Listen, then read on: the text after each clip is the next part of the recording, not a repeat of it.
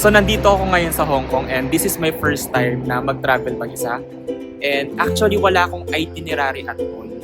So naglalakad-lakad ako. Ganitong panahon, ganitong weather yung gusto ko. Nasa 18 to 20 degrees Celsius lang.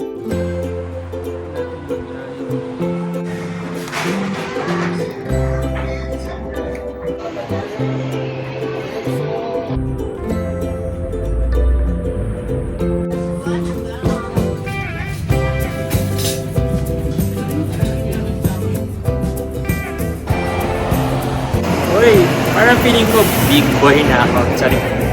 Kasi hindi na ako masyadong nahihiyang maglabas ng camera. So nagsasalita ako ng mga tao. So it's an achievement for me. Hello guys! So welcome back dito sa my channel ko. So I am so excited kasi ngayon pupunta naman tayo ng Hong Kong. Bali nag-book pala ako ng flight via Hong Kong Express and then yung travel time niya around 2 hours and 15 minutes. And then, nabili ko yung flight ticket ng 7,000, around ganon. Pero, syempre, mas maganda if mag-aabang kayo ng seat sale para mas mura. Grabe guys, so welcome to Hong Kong. Finally, nandito na rin ako. So, madaling araw na rin ako nakarating sa may place kung saan ako mag-i-stay. So, pagkadating ko, nag-shower lang ako saglit and then natulog na. So, today is my first day. So, samahan nyo akong libutin yung Hong Kong. So, marami tayong pupuntahan today. Syempre, hindi rin mawawala ang food trip. So, itry natin yung iba't ibang kainan dito. Like yung mga noodles, dim sum, at milk tea.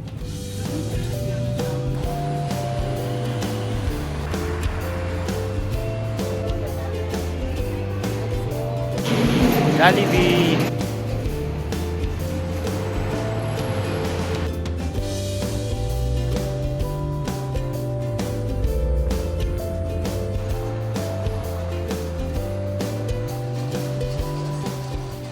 Napansin ko lang talaga dito na sobrang bilis ng mga tao. I mean yung pace ng life nila. Pero at the same time, ang linis, ang organized kahit maraming tao. So, hindi siya magulo. And ang interesting din kasi may mga halo siyang modern skyscrapers. Tapos maya-maya may makita kang traditional vibe na parang old Hong Kong. Ang dami rin palang mga Pinoy dito. Actually, parang minsan feeling mo nasa ibang version ka lang ng Manila. Pero mas structured.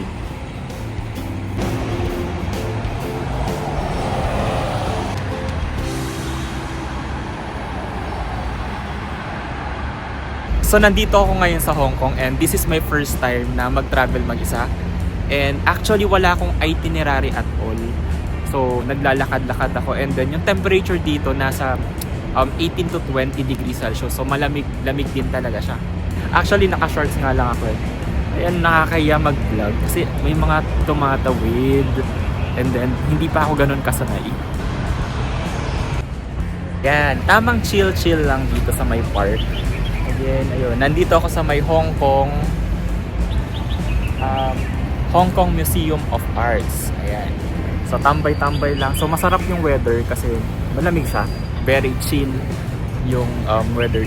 Very chilling yung weather dito. So 18 to 20 degrees Celsius na. Wala, may mga tumatawid. And papunta sila dito. Nahiya ako and then ayan, ang saya actually. Na-enjoy ko siya kahit mag-isa lang ako dito. So lakad-lakad tayo. Time to explore Hong Kong. And ang dami palang magandang places dito talaga. Hirap mag-vlog. Ang dami nagpipicture-picture and hindi ko alam sasabihin ko. Ang saya rin pala mag-travel mag-isa. Talagang kung saan mo gusto pumunta. Parang nobody cares. Just, yeah. Uy, ang ganda. Ang ganda, grabe. Actually dito, yung ayun nga, ako lang mag-isa, diba? Tapos wala akong itinerary. So later on magche-check ako ng itinerary. So naglalakad-lakad lang din talaga ako and eventually napunta ako sa place na to. Ayan. Tapos ganda. Hindi ko nga alam kung anong tawag sa lugar na to. And then nag-avail lang ako sa may Klook. So unlimited na internet para in case na alam niyo yun. So parang ang hirap na kasi mabuhay nang walang internet sa totoo lang. And then syempre lalo na nandito ka sa ibang bansa. So kailangan mong ma-internet all the time para maging accessible lang sa lahat ng mga pupuntahan ninyo. So madaling mag-search.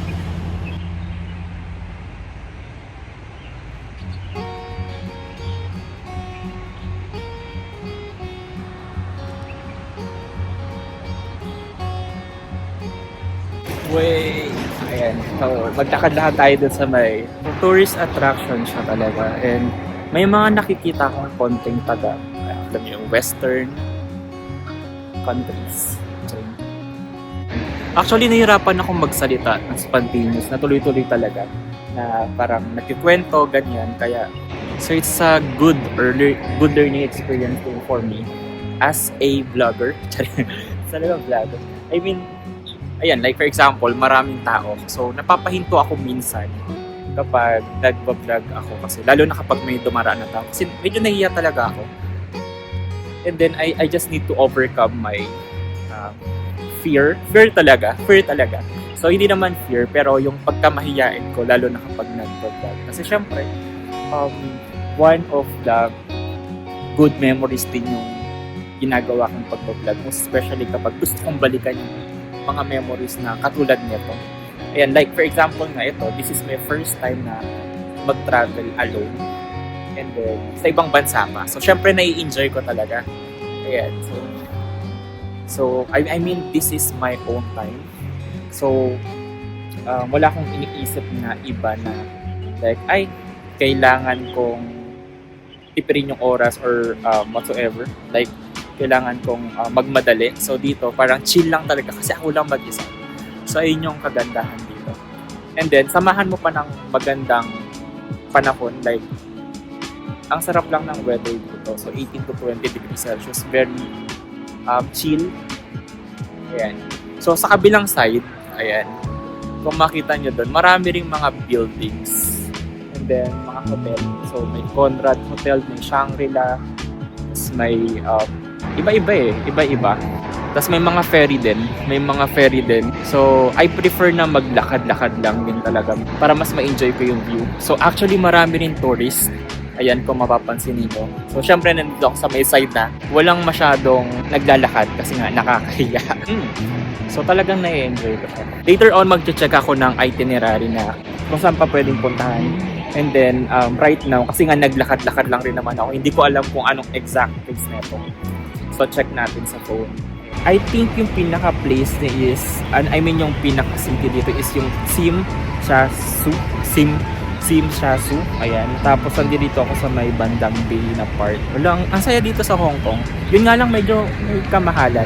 So, expensive yung mga bagay-bagay dito. And then, yung nag-rent lang ako ng hostel.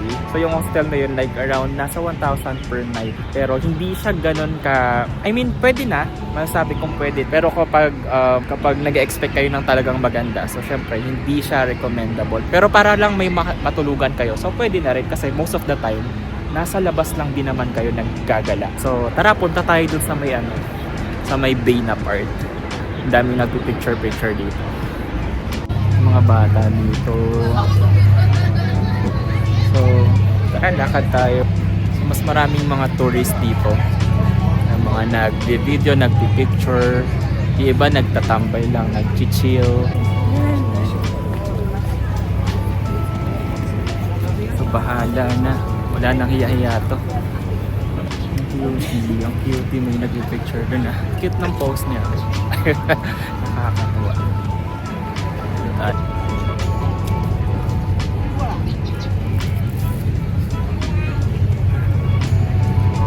Tingnan natin yung nag-picture. Grabe makapo si nanay, ang cutie. Yan. Enjoy. Nagtanggal na ako ng jacket ko. Umiinit na rin naman.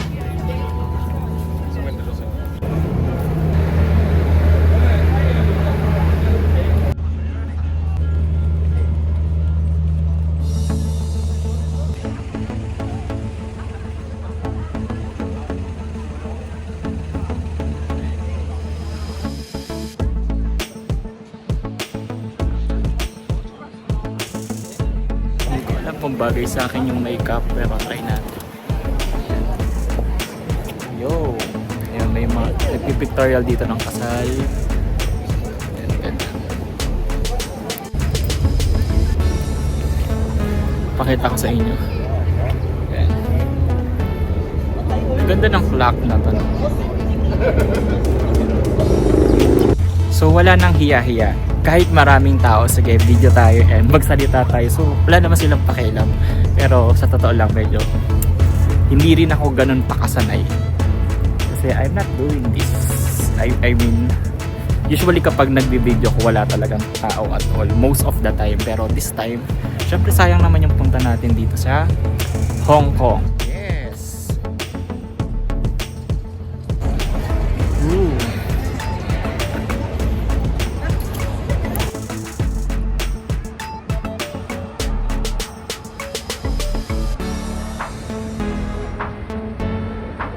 Bili tayo ng ice cream. So meron ako dito nakitang Mr. Softee. Ayan, makita natin. Ayan. Ayan. Ano ba? Ayan. So bili tayo ng ice cream. Nasa 13 Hong Kong dollar siya. Para habang naglalakad may kinakain ako. Kinakain.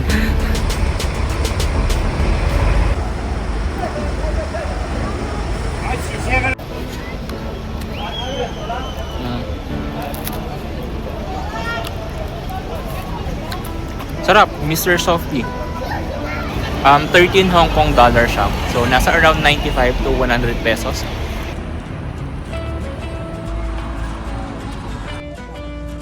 Tambay muna ako dito sa may... Actually, itong tapat ko, yung Daklak Tower.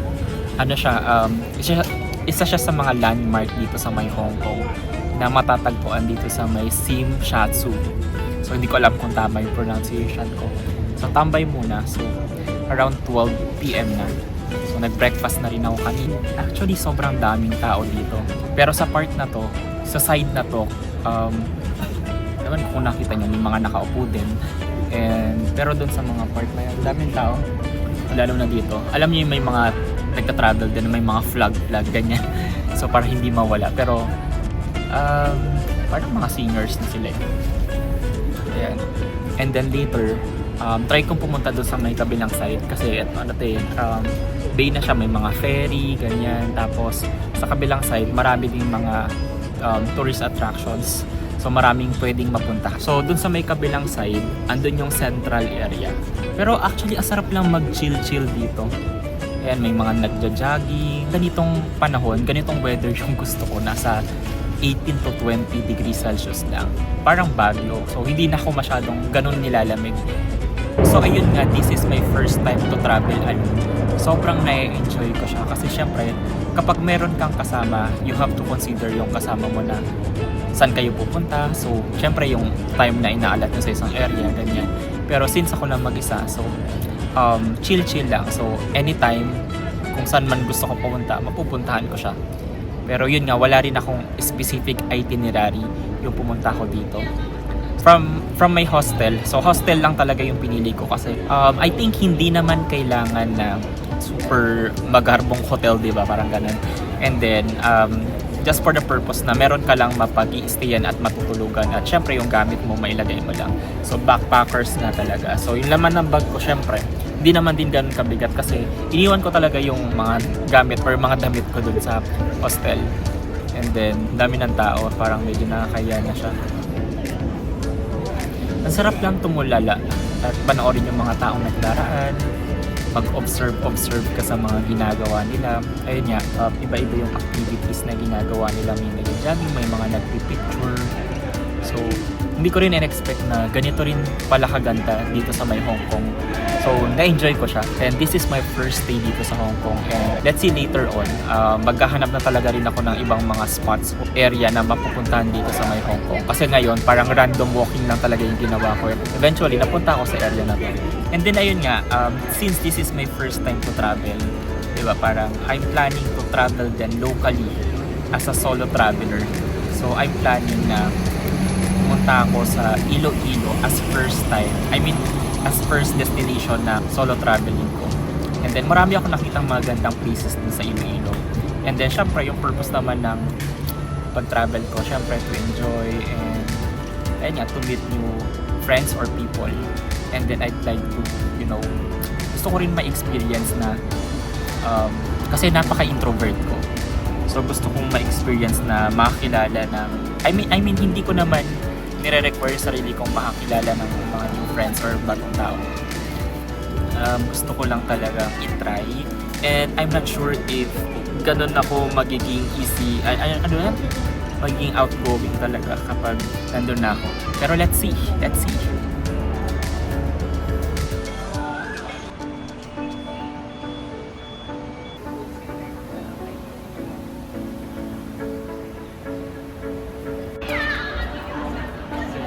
Ang daming mga tao dito.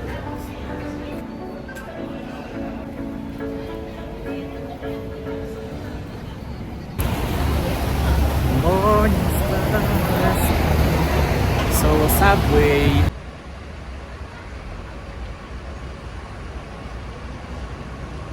So, pasok tayo dito sa may subway. Uy, parang feeling ko big boy na ako. Sorry. Kasi hindi na ako masyadong nahihigang maglabas ng camera. So, nagsasalita ako habang may mga tao. So, it's an achievement for me. Kasi unti-unti ko nang na-achieve yung pangarap ko maging vlogger. Travel vlogger pa. Ganun. Siyempre, the more content, mas marami tayong revenue at mas makakapag-travel pa tayo.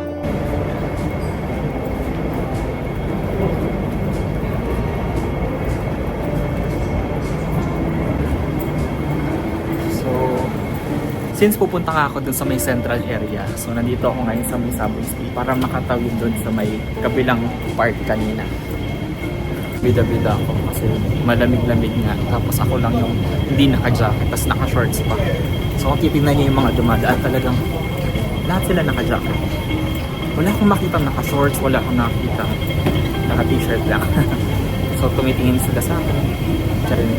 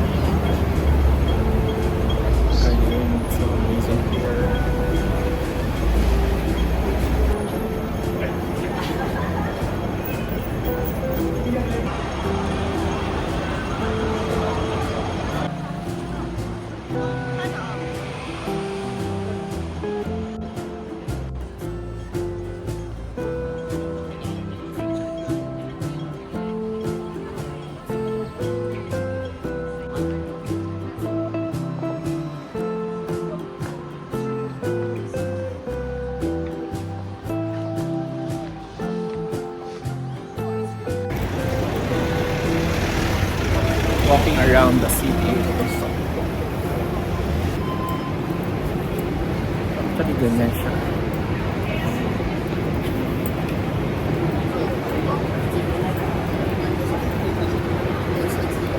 Ano tayo ng Watsons? Or 7-Eleven.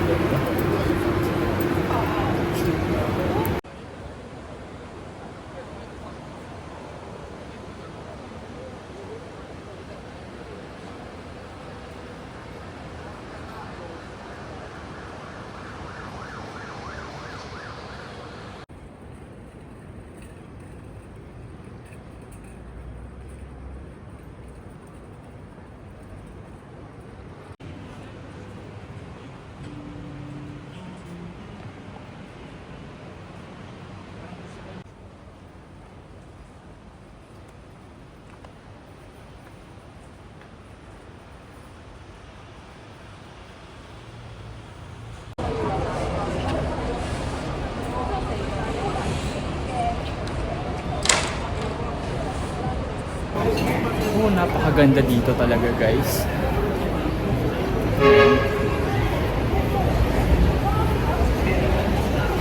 So may mga group traveler din.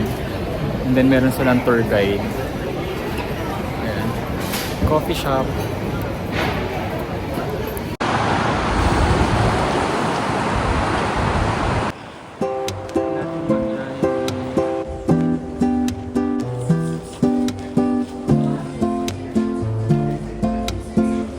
First time Jollibee, Hong Kong.